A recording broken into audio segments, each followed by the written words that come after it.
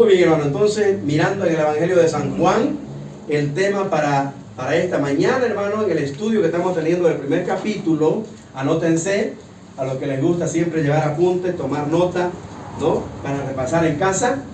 El tema de hoy es: el Cordero de Dios está aquí. Repito, el Cordero de Dios está aquí.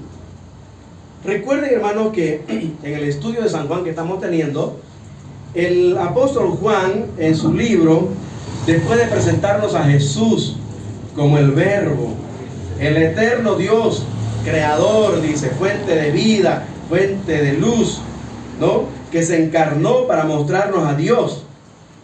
Y después el apóstol empieza a describir las diferentes actitudes que tuvo este mundo, ¿no? La respuesta de la gente hacia la encarnación de Jesús, hacia la venida de Cristo, hacia la encarnación del Verbo. Él ahora empieza, hermanos, el apóstol Juan empieza a describir el ministerio de Juan el Bautista, ¿sí? Cuando Juan el Bautista da testimonio de Jesús, desde el versículo 19 en adelante. Vamos a leer dentro del testimonio que da Juan el Bautista del Señor Jesús. Hay una declaración donde yo quiero que en esta mañana nos centremos para la enseñanza que tenemos para hoy. Entonces, San Juan capítulo 1, vamos a leer desde el versículo 29 hasta el 34. ¿Está bien? San Juan capítulo 1, verso 29 al 34. Dice el 29, ¿no? El siguiente día vio Juan a Jesús que venía a él y dijo: He aquí el Cordero de Dios que quita el pecado del mundo. Este es aquel de quien yo dije: después de mí viene un varón, el cual es antes de mí, porque era primero que yo. Esto es similar a lo que dice el versículo 1, ¿no? Lo que dice Juan el apóstol Juan. Pero es testimonio de Juan el Bautista. Entonces el 31 dice: y yo no le conocía, mas para que fuese manifestado a Israel, por esto vine yo bautizando con agua. También dio Juan testimonio diciendo: vi al Espíritu que descendía del cielo como paloma y permaneció sobre él. Y yo no le conocía. Pero el que me envió a bautizar con agua, aquel me dijo: sobre quien veas descender el Espíritu y que permanece sobre él, ese es el que bautiza con el Espíritu Santo. ¿Quién fue el que le dijo esto a Juan el Bautista? Dios, que lo comisionó, ¿ya? Y el 34 dice: y yo le vi y he dado testimonio de que este es el Hijo de Dios. Hermano, el término Hijo de Dios para los judíos era Dios mismo. Dios mismo, ¿ya? Así que Juan el Bautista también da testimonio de que el Señor Jesús es Dios. ¿Listo? Y lo vamos a mirar en la declaración que encontramos en el versículo 29. Entonces, versículo 29, el Cordero de Dios está aquí. Ese es el tema para hoy. Y una de las declaraciones que encontramos en Juan el Bautista, en el testimonio que él da de Jesús, es esta declaración del versículo 29. Centrémonos en el versículo 29. Dice: el día siguiente vio Juan a Jesús que venía a él y dijo. En esto nos vamos a centrar, hermano, en lo que dijo Juan el Bautista al ver al Señor Jesús que venía hacia él. ¿Está bien? En primer lugar, dice: he aquí. Nos vamos a centrar en esa frase. ¿De qué se trata esta declaración? He aquí. Esto nos habla, hermano, de su presentación. Juan presenta a Jesús en realidad. Y dice: he aquí. Eso significa: aquí está de quien yo hablaba. Helo aquí. ¿Ah? Este es de quien yo les decía, de quien yo les testificaba, de quien yo les predicaba. Entonces, vemos la presentación. Y vaya qué presentación que hace, ¿no, Juan? Del Señor Jesús. Una inequívoca presentación de la identidad de aquel que está señalando. ¿Sí? Dice, he aquí. O sea, aquí está, ¿no? Les presento de quien yo doy testimonio, de quien yo les prediqué. Ha llegado el momento de su presentación al mundo. Eso quiere decir, hermano Juan, cuando dice a las multitudes, he aquí. Por eso el título de mi mensaje hoy, el Cordero de Dios está aquí. Está aquí. ¿Ya? Entonces lo señala de manera convincente, inequívoca, hablando del cumplimiento, del tiempo del cumplimiento de la promesa de Dios. En Génesis 3:15, ¿recuerdan cuando Adán y Eva pecó? Dios les promete que de la simiente de la mujer Dios levantaría al que aplastaría la cabeza de Satanás, destruiría a Satanás y sus obras malévolas, ¿no? Contra el plan de Dios. Es Jesús, el Verbo, ¿sí? Y vamos a mirar desde ese momento, hermano, que esa promesa de Génesis 3:15, Dios la ilustró. Por ejemplo, ¿qué dice el versículo 21? Génesis 3:21, que Dios les enseñó a Adán y Eva al hacerle ropa de pieles de animales, dice clarito, dice, pieles de animales. Mató 2 animalitos inocentes para cubrir la culpabilidad y la necesidad de ropa de Adán y Eva. Y ahí, hermano, está el principio de que sin derramamiento de sangre no hay perdón de pecado. Génesis 3:21, tómelo en cuenta. Ahí en Génesis 3:21, Dios le enseña a Adán y Eva que para acercarse a Dios tiene que hacerlo por la fe en un sacrificio de sangre. Esta lección, hermano, Dios se la pasó, Adán y Eva se la pasaron a sus hijos. Por eso cuando Caín y Abel quisieron acercarse a Dios, uno de ellos vino como Dios les enseñó, a través de un sacrificio de sangre, y otro vino a través de sus obras, a través de su esfuerzo, su trabajo, del fruto de su trabajo. Y ya sabemos, Génesis 4, a quien Dios aceptó, ¿no? Entonces, en esta presentación, Juan está diciendo, Dios en su fidelidad está cumpliendo su promesa. He aquí el cumplimiento. He aquí, se lo presento. Del que hablaba Génesis 3:15, ¿no? Y vamos a mirar más enseguida otro pasaje de lo que hablaba de esta promesa, ¿ya? Entonces Dios es fiel, hermano, y Dios cumple su promesa. Y Juan el Bautista lo tuvo bien claro y lo anunció a la gente. Testificó del cumplimiento de la promesa de Dios.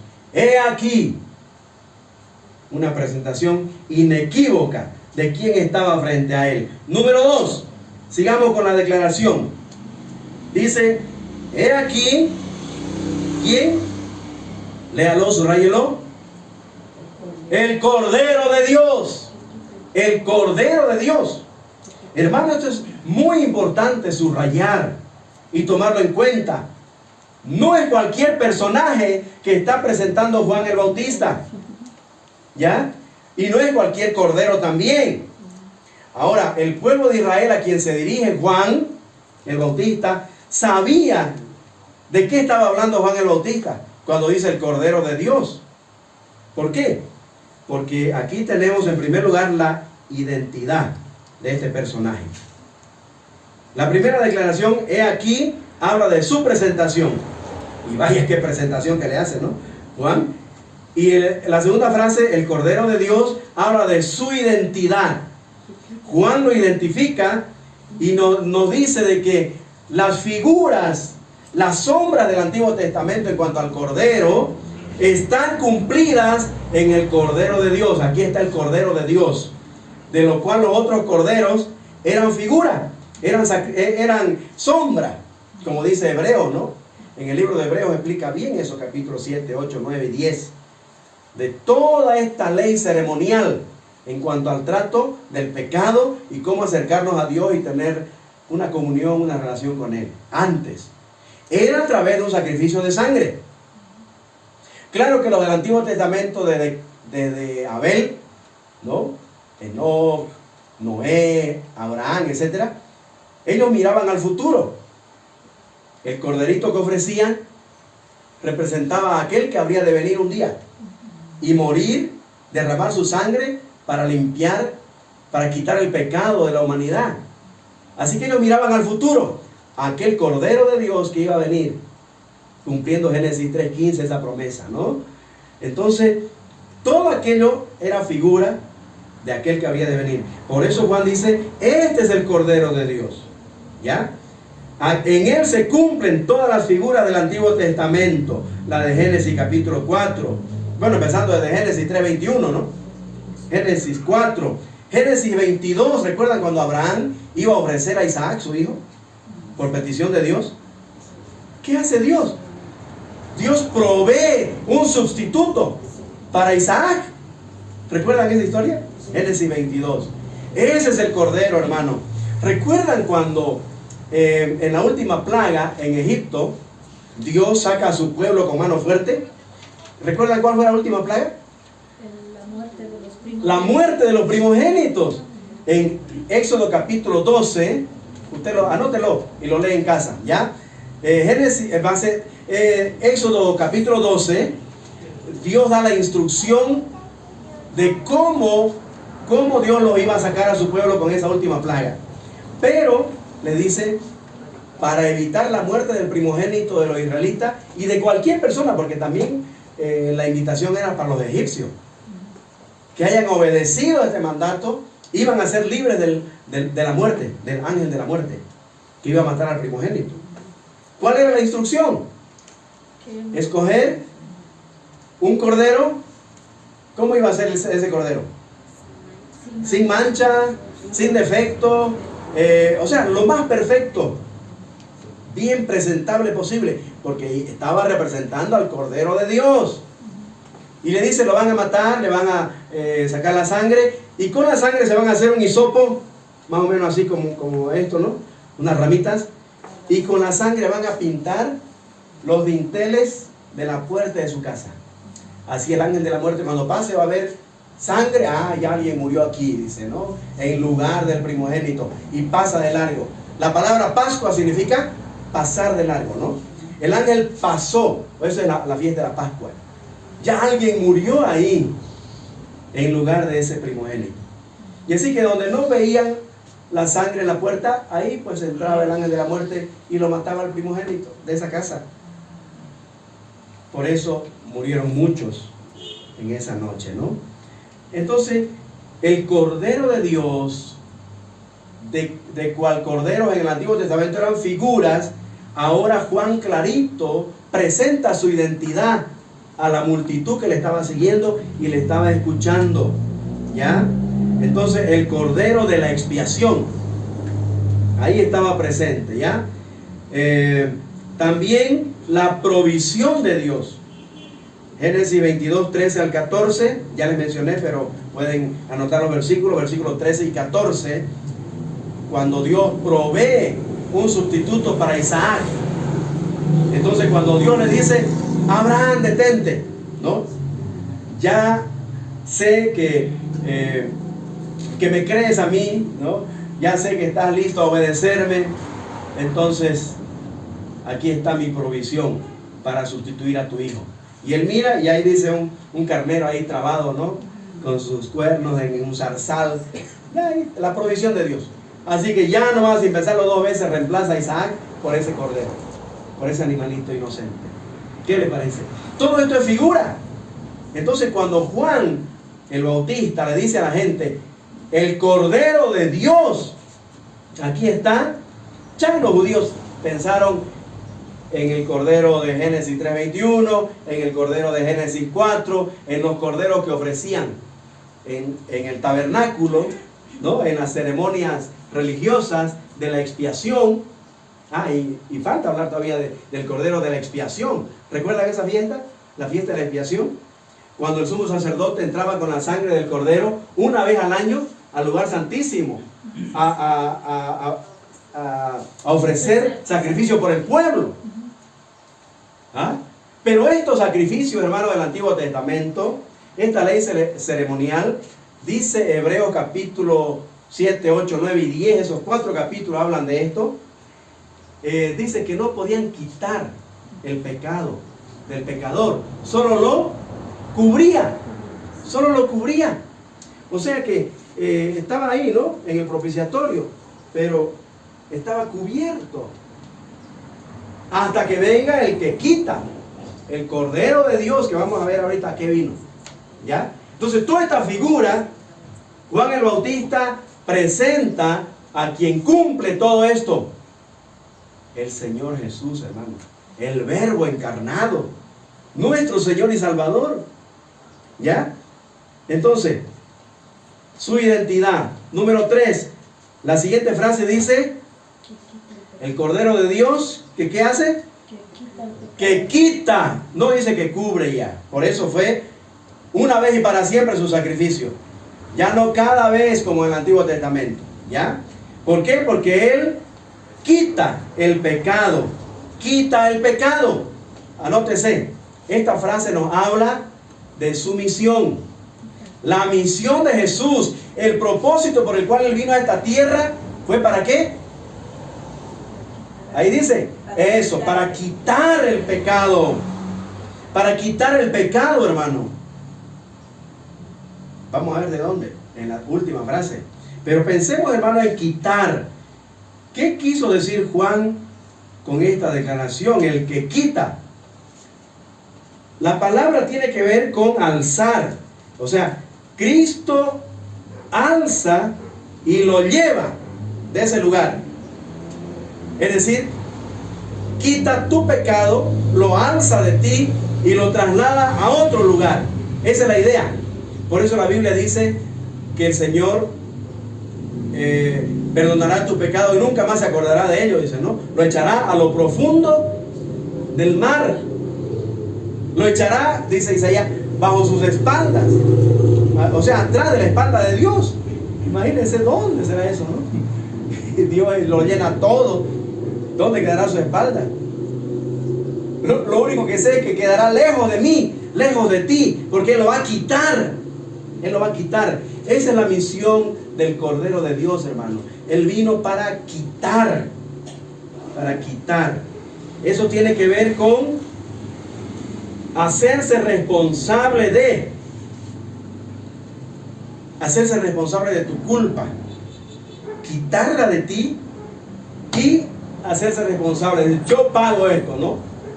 Yo me hago responsable de su deuda. Yo pago su cuenta. Eso quiere decir, hermano. Llevarla fuera de ti. Él se hace responsable de la paga de tu deuda. Él carga con ellos. Eso significa, hermano, que quita el pecado. Lo quita. Ojo, lo quita. No lo cubre. No lo cubre. Por eso su muerte en la cruz, hermano, de ese cordero, su muerte sustitutoria, en lugar de, Él, hermano, quitó los pecados desde Adán y Eva. ¿Ya? Los descubrió como estaban cubiertos, ¿no? Por los sacrificios de la ley ceremonial. Los quitó. Los cargó porque Él cargó los pecados pasados, presentes y futuros de la humanidad, de Adán y Eva. ¿Me entiende, hermano? Aquí estamos hablando de la misión de Jesús. ¿Sí? Del propósito de por qué el Verbo se hizo carne y habitó entre nosotros. Él vino para quitar, hermano, el pecado. Y, hermano, tal vez nosotros no apreciemos la gracia y la magnitud del amor de Dios porque no nos hemos puesto a pensar en la seriedad del pecado. No nos hemos puesto a mirar cómo Dios lo ve el pecado. ¿Y por qué es tan serio el pecado? Algunos dicen, ya se pasa el Señor, ¿no? Como una simple desobediencia de Adán y Eva ya, ¿no? Trajo la catástrofe para toda la humanidad. ¿Qué es una desobediencia? Aquel que no ha entendido, hermano, el alcance de la magnitud del pecado. Hermano, el pecado ha traído la más grande catástrofe destructiva a la humanidad. ¿Sí? Y para entender su amor y su gracia infinita, hermano, tenemos que primero entender la magnitud y el alcance del pecado y su consecuencia. Si nosotros, hermano, no entendemos esto, es decir, la consecuencia del pecado, qué es el pecado y cómo Dios lo ve y por qué tanto Dios aborrece el pecado, aunque ama al pecador, ¿no? Pero aborrece su pecado. Si nosotros, hermano, no somos conscientes de esa realidad, no, pues difícil que entendamos la gracia de Dios y la magnitud de su amor. Y por eso a veces tomamos en poco a Dios y a las cosas de Dios, a la iglesia de Dios. Pero entendiendo, hermanos, la magnitud del pecado, yo creo que sí vamos a apreciar mejor a Dios y a su pueblo. Si no sabes lo que es el pecado y cómo Dios lo ve, jamás conocerás la magnitud del amor y de la gracia de Dios. Si no conoces la gravedad de la enfermedad, por ejemplo, nunca llegarás a conocer el beneficio de la cura, el beneficio del remedio. Si no conoces la magnitud de la enfermedad. Entonces, hermano, yo quiero llevarnos ahorita a pensar en la gravedad, en la horrorosa consecuencia del pecado. Miren lo que causó en Adán y Eva. Génesis 3, 6 al 10, por ejemplo. Ellos murieron. Dice que se dieron cuenta inmediatamente que Dios se separó de ellos. Esa es la más trágica consecuencia, hermano. La separación de Dios como principal consecuencia del pecado. Usted lo va a leer en casa, anótelo. Génesis 3, 6 al 10. Ellos perdieron la comunión con Dios, perdieron el paraíso, perdieron todo lo que Dios creó para ellos. Qué triste, hermano. Ellos fueron echados, botados, destituidos de la gloria de Dios. Dios les cerró las puertas del paraíso. Puso ahí espadas ardientes, dice, en la puerta para que no entren más.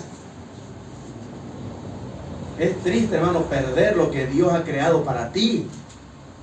Pero esa fue la consecuencia del pecado en Adán y Eva. En Caín, por ejemplo, Génesis 4:14. Hermano, esta fue una trágica y triste consecuencia también. Es aquí me echas de tu presencia, dice, y de mi familia, no voy a andar errante por allá y cualquiera que me encuentre me va a matar. Miren, eso hace el pecado, hermano. Nos hace perder el propósito de Dios para nuestra vida. Nos hace perder la dirección, nuestro enfoque. Nos hace andar errantes, como Caín. Miren lo que hizo en Sansón, por ejemplo. Jueces capítulo 16. ¿Recuerdan la historia de Sansón? Hermanos, un hombre de Dios, privilegiado. Dice que era nazareo, un voto de nazareo, consagrado completamente a Dios, con todas las bendiciones de un nazareo. Hermano, vemos que la carnalidad y el pecado de la carne, ¿cómo lo llevó, hermanos? Mire, Jueces 16:25. Este hombre, una vez ya preso de su pecado, era un juguete de sus enemigos ahí, que cuando estaban, dice, todo lleno en el Coliseo, él dijo, es decir, los jefes de Filistea, de Filistea, ¿no? Un filisteo. Los filisteos ahí en su coliseo, en su estadio, qué sé yo, estaban divirtiéndose por su triunfo. Y ya no nos acordaron de Sansón, su enemigo. Vayan a traerlo para que nos divierta, dicen, ¿no? Y entonces lo trajeron a Sansón. Y se hacían la burla y lo tenían como su juguete, dicen, ¿no? A Sansón. Mire dónde llegó, hermano, este hombre, dotado por Dios, con un ministerio, con una cobertura de Dios, que todo lo que Sansón hacía, Dios lo prosperaba y lo bendecía. Y vencía. Le sirvió hasta una quijada de buey, dice, ¿no? Un pedazo de hueso para matar a tanta gente de sus enemigos. ¿Por qué? Porque el Espíritu de Dios estaba con él. Estaba sobre él.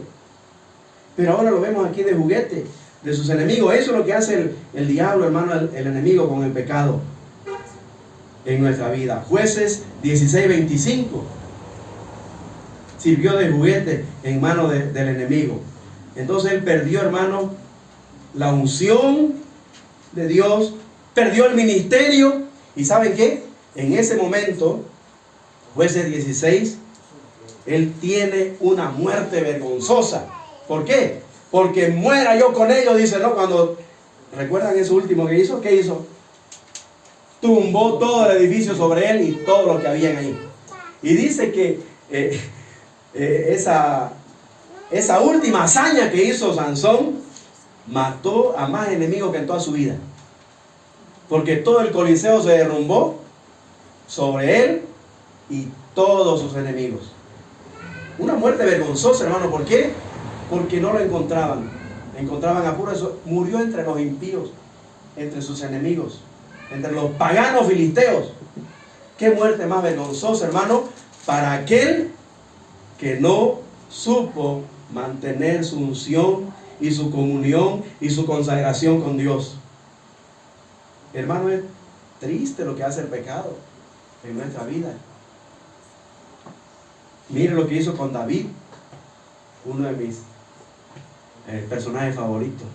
Bueno, de muchos, ¿no? Pero mire, ¿qué hizo el pecado con el dulce cantor de Israel? Así dice la Biblia. El hombre conforme al corazón de Dios, David. ¿Qué hizo de él el pecado? Hermanos, triste. Lo convirtió en un adúltero, en un mentiroso, en un asesino.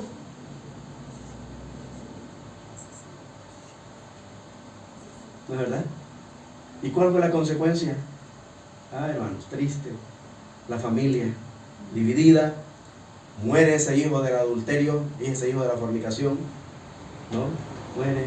El reino es dividido. Hermano, eso es lo que hace el pecado, hermano. Destruye, divide, trae tristeza y dolor cuando toca tu vida. Y ahí vemos al dulce cantor de Israel, pero el hombre conforme al corazón de Dios, obviamente admitiendo su culpa, pidiendo perdón, restaurado, sí, pero las consecuencias tuvo que pagarlas. Hermanos, eso hace el pecado. ¿Y sabe qué es lo más triste, hermano, en la humanidad, lo que hace el pecado? Eso sí quiero que miremos juntos, ¿ya? Acompáñeme. Éxodo 32, versículo 4. Éxodo 32, 4. Después que el pueblo había dicho, todo lo que Jehová diga haremos. Miren, hermanos, lo que hace el pecado. El pecado de la incredulidad. ¿Está conmigo? Éxodo 32.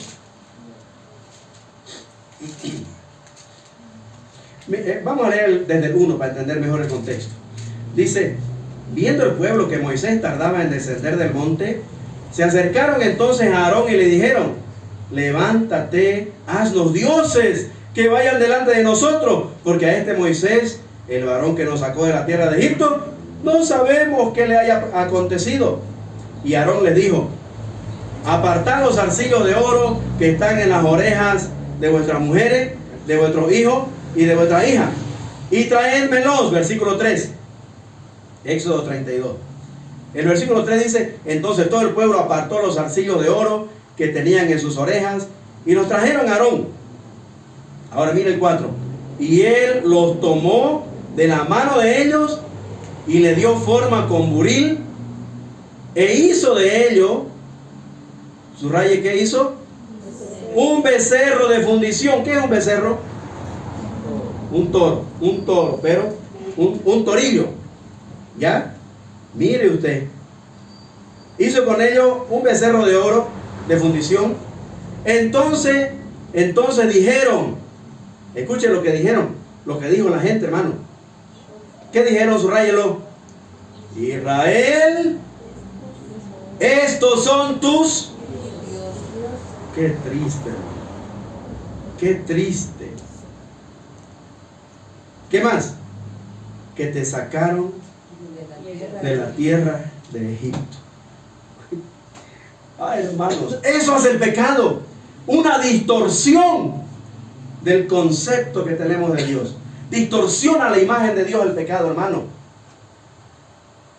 Y queremos ahí, a través de una imagen de toro, de un reptil, del sol, la luna, las estrellas, o de una mujer o de un hombre, queremos decir, aquí está, este es el Dios, ¿no? Este es el que te va a sanar, ¿no? Esta es la mamita milagrosa, ¿no? Este es el patrón, ¿no? Del pueblo que va a hacer esto. Y, hermano, el pecado distorsiona nuestra imagen de Dios y nos vuelve unos seres idólatras, religiosos, y perdemos, hermano, el verdadero concepto de quién es Dios.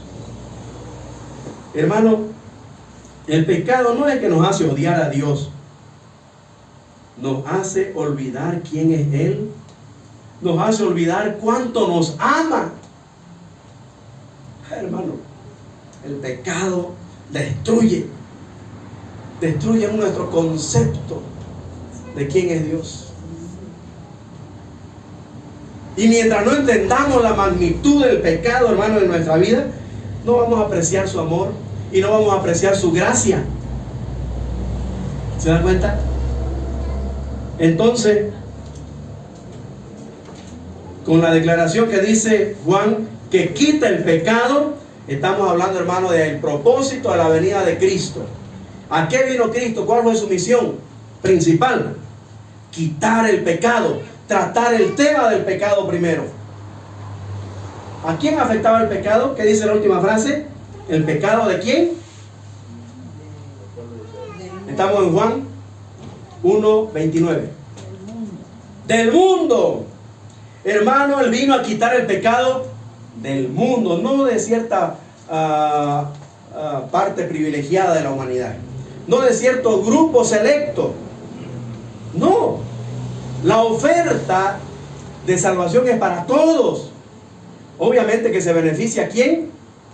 Todo aquel que en Él cree. El que responde con fe, ese se beneficia.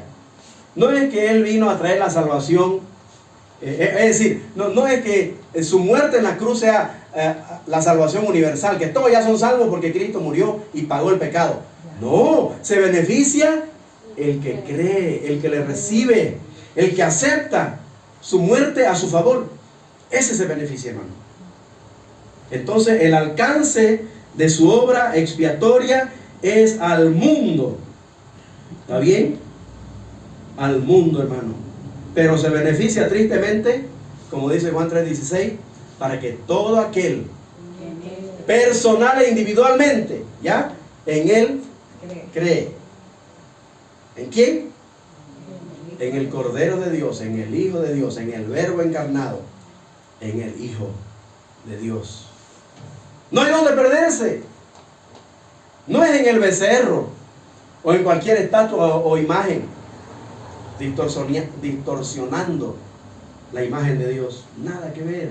Es la persona de Jesucristo quien dijo: yo soy el camino, la verdad y la vida. Nadie viene al Padre sino a través de mí, sino por mí. ¿Okay? El Señor Jesús es el único camino, hermano, que ofrece la salvación a todo aquel que cree. Entonces Él no vino, hermano, a conquistar naciones como de repente era la idea de los judíos, ¿no? Los judíos pensaron que el Cristo, el Mesías prometido, iba a venir a quitarlo del yugo de esclavitud que estaban, ¿no?, de los romanos. Él no vino, hermano, a conquistar naciones en su primera venida. Él no vino a traer una nueva religión también, de las muchas que habían. Él no vino a traer otra ideología o filosofía a este mundo. Él no vino a reformar la sociedad. Él no vino a hacer milagros, a sanar, a dar de comer al hambriento. Esas fueron credenciales de quién era Él. Pero Él no vino específicamente a eso. Él vino como Cordero de Dios primero ¿a qué? A quitar el pecado del mundo. A tratar con el pecado, hermano. Primero a salvar tu alma. A salvar mi alma de todo aquel que en Él cree. ¿Ya? Él vino prioritariamente a quitar el pecado del mundo, hermano. A dar libertad al cautivo por el pecado. Y aquí está el desafío, hermano. ¿Ya tuviste beneficiado con esta obra de Cristo? ¿Ya creíste en Cristo y le recibiste como Salvador? ¿Ya creíste que Él es el Cordero de Dios? ¿Que Él es la provisión de Dios para el problema del pecado? Entonces Él ha quitado el pecado de tu vida. ¿Ya? Él ha perdonado tus pecados. Él te está dando victoria sobre el poder del pecado ahora. Y te librará de su presencia un día. Pero todo, hermano, depende de cuánto yo confío y dependo de Él. Hermano, que el Señor nos ayude a tener un buen concepto de quién es Jesucristo, quién es el Verbo de Dios, por qué Él es el Cordero de Dios que quita el pecado del mundo. Si tú entiendes esto, hermano, vas a entender la magnitud del amor de Dios y de su gracia. Y tu actitud hacia Dios y hacia su iglesia va a cambiar. Va a cambiar, hermano. Porque como nueva criatura, tú serás, hermano, como hijo de Dios, alguien que vive como un hijo de Dios, que vive como una nueva criatura. Que el Señor nos ayude, hermano. Vamos a orar. Estamos agradecidos, Padre.